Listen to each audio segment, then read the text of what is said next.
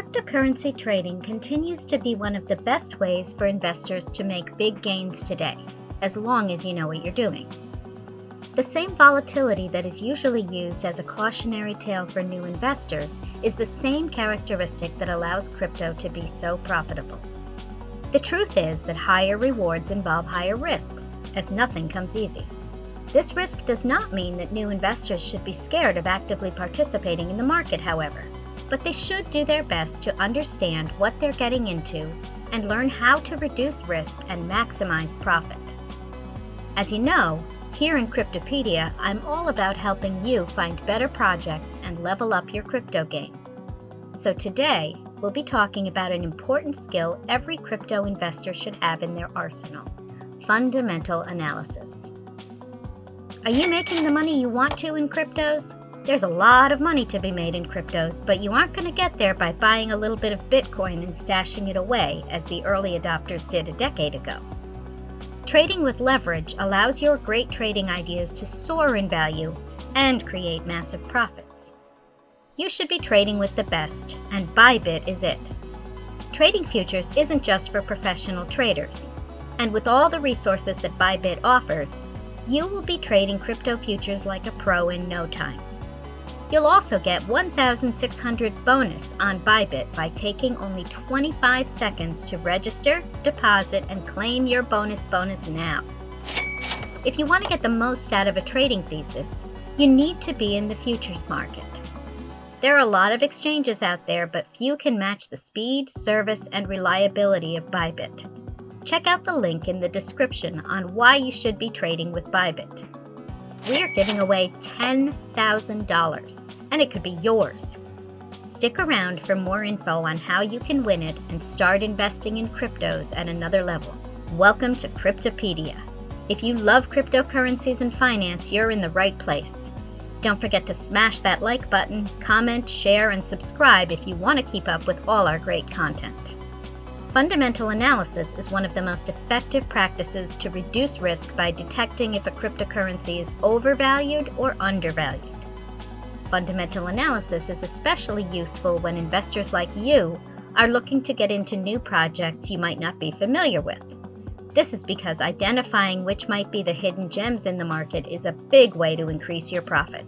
Sure, while investing in Bitcoin a year ago would have given you over 250% in profit, if you'd been one of those invested in Cardano, your profit would have been over 800%. This is the beauty of being able to identify the underdogs that might go up. Fundamental analysis, and other tools I'll discuss in other videos, are a way to do just that.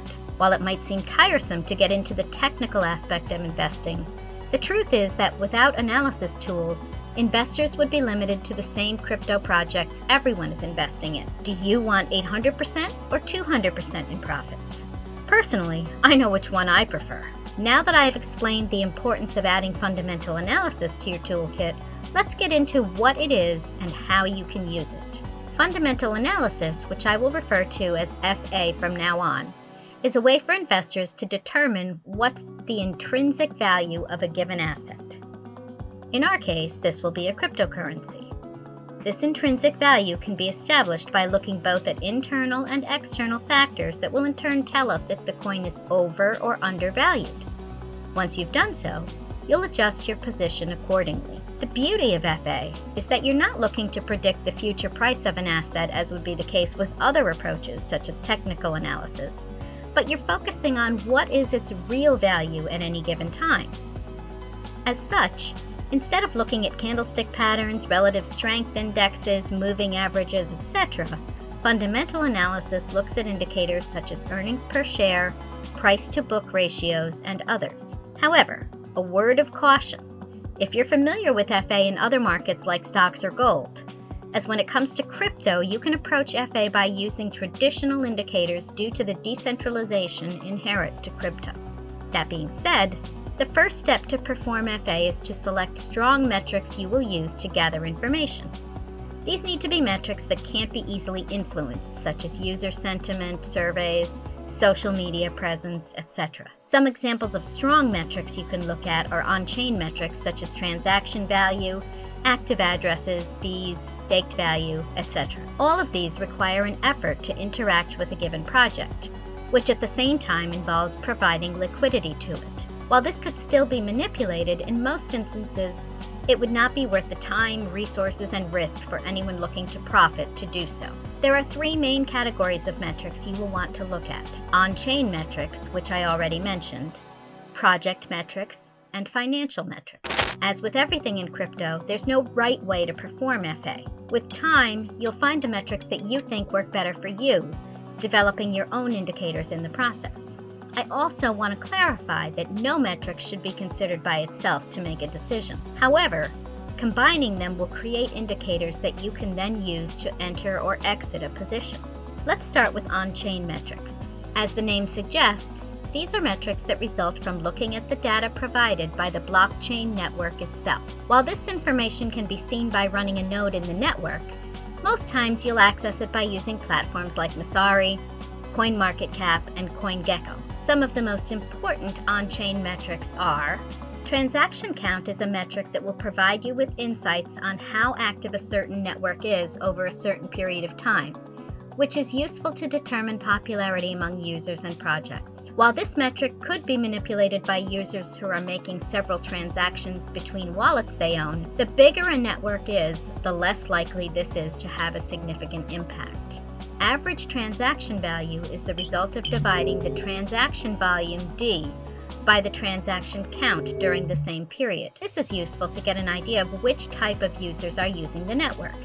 Is it dominated by whales? A high number of low-value transactions? When comparing periods, it will also provide you with information on how the network user base is behaving, which is important at a time when institutional investors are jumping into crypto. Active addresses are those blockchain addresses that present activity during a certain period, which is a great way to see how much it's being used. You want to look for networks that have active addresses in them, as everything in blockchain depends on having a community backing it up and actively participating. Metrics like hash rate in proof of work and amount staked in proof of stake are also a good way to see how secure and efficient a network is. By looking at these, you'll be able to identify how much interest is in a network at any given time. The more interested miners and stakers are in a protocol, the more potential it has at a given time. It's basically following the money.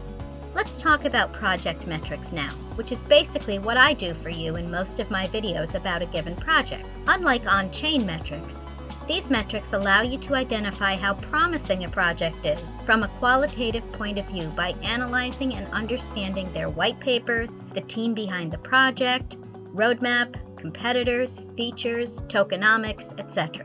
If you understand what a project has set out to achieve, what technology it plans to use, how it's planning to do so, and similar factors, you're more likely to determine if there's a place for it in the current market. You need to be careful though, as after reading some white papers, you'll find out that all projects out there look promising, and it's up to you to identify which ones actually have the potential to follow through.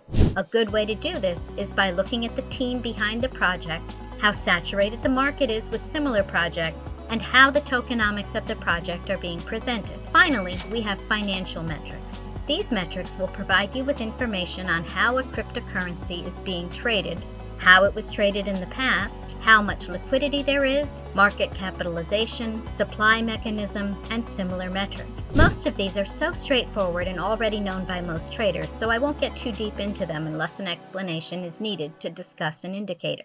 As I said before, metrics by themselves won't always show you the whole picture. As such, combining them to create indicators is essential to fundamental analysis, which can be an easy or complex process depending on what you're looking to determine.